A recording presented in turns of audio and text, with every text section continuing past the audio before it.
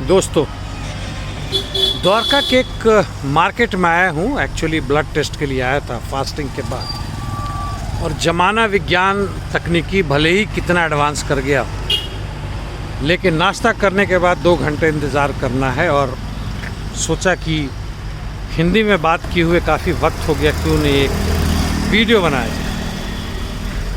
यहाँ जब मैं इंतज़ार कर रहा था तो एक ई रिक्शा आके रुका मेरे पास। आया कि सर मैं बहुत गरीब हूँ, 2 बेटियाँ मेरी स्कूल में पढ़ रही हैं, यूनिफॉर्म बनवाना है, पैसे नहीं है, जमा कर रहा हूँ, ई रिक्शा में कोई चलता भी नहीं है, आप कुछ मदद कर सके। जो भी हुआ हमने उसकी मदद की, दी। हालांकि वह चाहता था और गिड़गिड़ाया भी, तो हमने कुछ और भी दी। हमारे पास इसका कोई आधार नहीं है कि हम पता कर सकते कि वास्तव में 2 बेटियां हैं कि क्या है। लेकिन महत्वपूर्ण प्रश्न यह नहीं है, बिल्कुल नहीं। महत्वपूर्ण प्रश्न यह है कि आखिर इस मजदूर को जो ई रिक्शा चलाकर आज से 3 या 4 वर्ष पहले जब शुरू हुआ था, तो ये कुछ 1000 कमा लेते थे, ज़िंदगी इनकी चल जा रही थी अच्छी सी, और भीख मांगने की बातें सोच भी नहीं सकते थे। लेकिन आज भीख मांगने पर उतारू हो गए। भारत में 30 से 40 करोड़ बेरोजगार हैं। महंगाई उसी रफ्तार से बढ़ रही है, असमानता है ही है, सामाजिक विषमता भी भयानक रूप से बढ़ा है। और इसी आर्थिक सामाजिक आधार पर यदि सांस्कृतिक चारित्रिक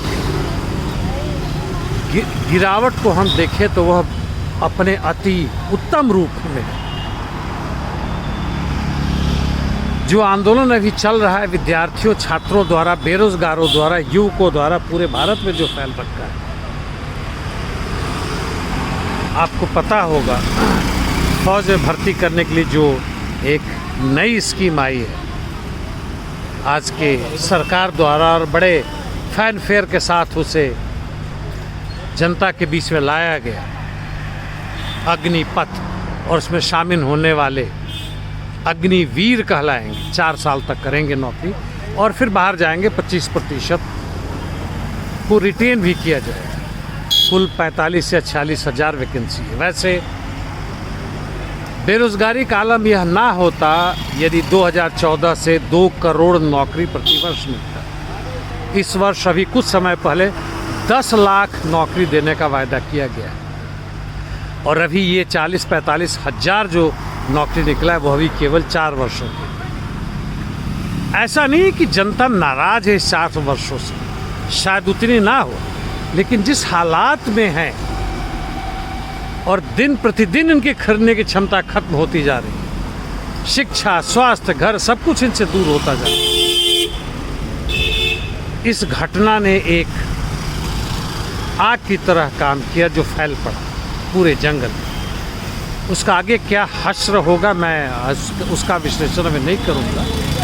वैसे यह स्वयं स्फूर्त आंदोलन यदि कोई संगठन होता, प्रगतिशील और क्रांतिकारी, या मोर्चे के रूप में होता, तो उसका भविष्य कुछ और होता। खैर दोस्तों, मैं यही आपसे बात करने आया था। अपने साथ साथ मैं तो अपना टाइम पास कर रहा हूँ, लेकिन आपका शायद टाइम खराब कर रहा हूँ। लेकिन सोच, क्या संभव है आज के समय में कि हम एक विकल्प राजनीति खड़ा कर सकें? भाजपा, कांग्रेस, भाजपा, आम आदमी पार्टी, सपा, बसपा, इन सब के अलावा अभी भी तथाकथित CPI, CPM, CPIML ब्रैकेट में बहुत सारे, red star, red flag, liberation, जमाने भर का नाम इन्होंने दे रखा, लेकिन ढाक के 3 पार। उसी पूंजीवादी व्यवस्था में गोल गोल घूमकर हम वहीं के वहीं, बल्कि और भयानक स्थिति में जा रहे हैं। समस्याओं का निदान जल्दी से निपटाने के चक्कर में, चुनाव जीतने के चक्कर में